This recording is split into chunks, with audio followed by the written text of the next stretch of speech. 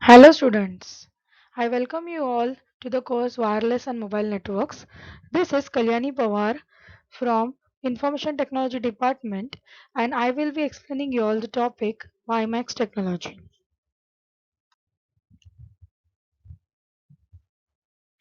Let us first begin with what is WiMAX. The word WiMAX stands for Word Interoperability for Micro Access. It is a forum and industry group that focuses on creating advanced technology solution for high-speed wide area internet access. The WiMAX product certification program ensures interoperability between WiMAX equipment from vendors worldwide. It can serve as a backbone for 802.11 hotspots for creating to the internet as well.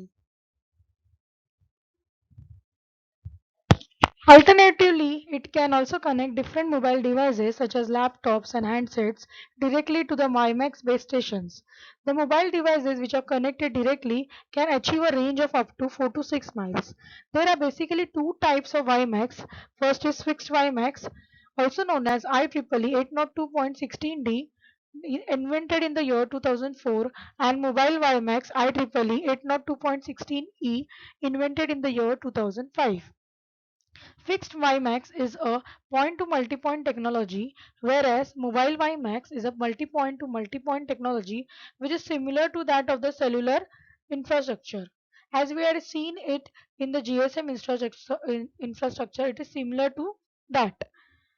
That there can be n number of base stations as well as mobile stations.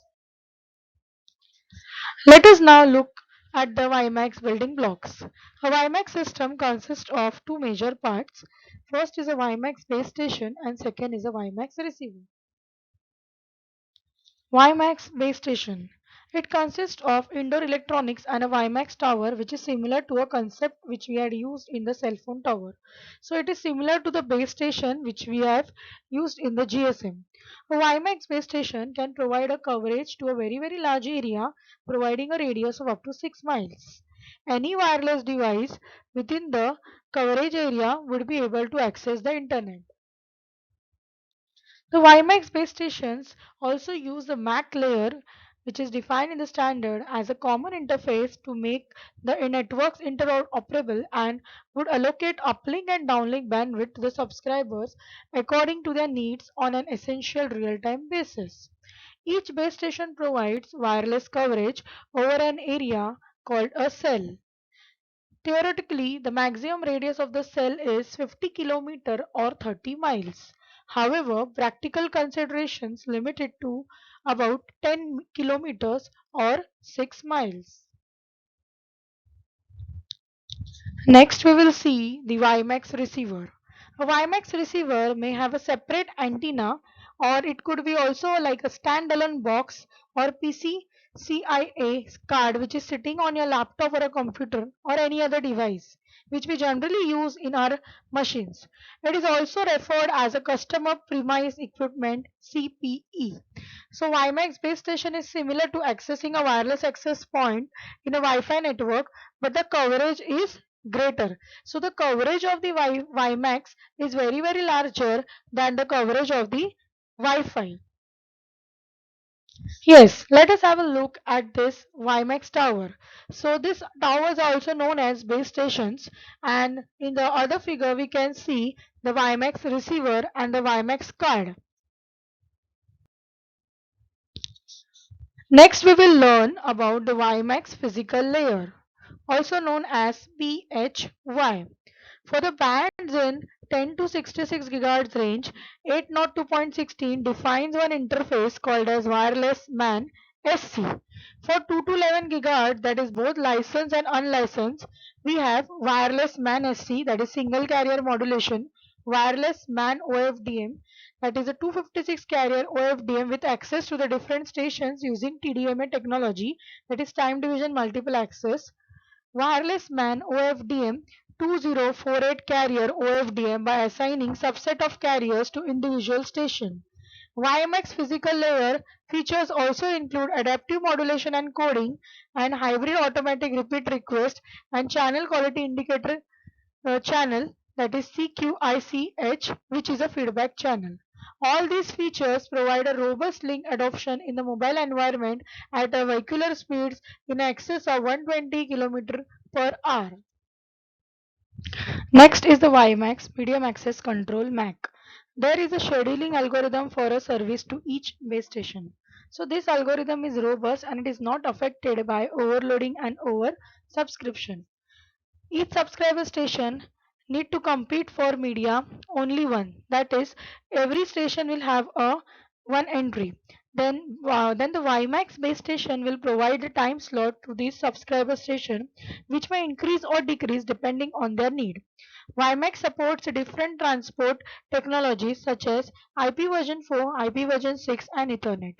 WiMAX mesh networking allows subscriber stations to communicate with each other, that is subscriber mode, and with the base station, that is a base station mode, simultaneously. Figure shows the WiMAX technology, where we can see there is a WiMAX tower, and then with the help of this WiMAX tower we can connect it to the different urban areas. It can also be created as a hotspot to use it to the different devices. In the this WiMAX technology is used indoors as well as outdoors. It can be used in the home, okay, home network, as well as it can be used in the large city. So if we compare Wi-Fi and WiMAX, so the range of WiMAX is very larger. It is in miles, okay, as compared to Wi-Fi. Next is the spectrum allocation for WiMAX. So the WiMAX has a biggest spectrum allocation, which is around 2.5 gigahertz. The other bands are around 3.5 gigahertz, 2.3, 2.5 or 5 gigahertz with the 2.3/2.5 gigahertz. The other features including WiMAX technology are that WiMAX enables the subscriber station to relay traffic to one another. The station does not have a line of sight with the base station and gets its traffic from another station. So this technology does not follow a line of sight. WiMAX technology can provide fast and cheap broadband access to the markets that lack infrastructure, such as rural areas and unwired countries. WiMAX can also be used in backup during disasters, which may lead the wired network to get broken down. As mobile WiMAX is scalable in both radio access and network architecture, it provides flexibility in network deployment options and service offerings. Next, other features of WiMAX are as follows. That is a high data rates. It supports a higher data rate from 500 kbps to 2 mbps. It is scalable. The quality of service is also good. It can support large number of users. It supports mobility. The mobile WiMAX variant of the system has mechanism to support secure seamless handovers for delay tolerant full mobility application. Security. There is a support for diverse set of user credentials like SIM, USIM card, smart card, digital certificates, username, passwords, schemes. Specifications of WiMAX. It has a range of 30 miles, that is 50 kilometers radius from the base station. It will provide a speed of 70 megabits per second. It operates in the frequency bands 2 to 11 gigahertz and 10 to 66 gigahertz, which is licensed and unlicensed bands. The benefits of WiMAX technology are as follows. It has a faster speed than broadband service. If for wireless, it does not have to lay any cables, which reduces the cost. It is easier to extend in the suburban and rural areas. It has a broad coverage than the Wi-Fi hotspots. WiMAX advantages and disadvantages. The advantages of WiMAX are as follows. The single station can serve up to hundreds of different users. Speed of 10 Mbps at 10 kilometers with line of sight. The disadvantages are as follows. Line of sight is needed for longer connection. Weather conditions like rain can interrupt the signal. Other wireless equipments can interrupt the signal. Multiplied frequencies are used. Next are the WiMAX applications. There are n number of WiMAX applications like T1 level service, DSL level service. It is a wireless backhaul for hotspots. It has a coverage of 50 kilometers, uplink as of OFDMA, downlink as OFDMA, channel bandwidth of 40 megahertz, speed of 120 kilometer per hour. Compliant, non-compliant with 2G and 3G services.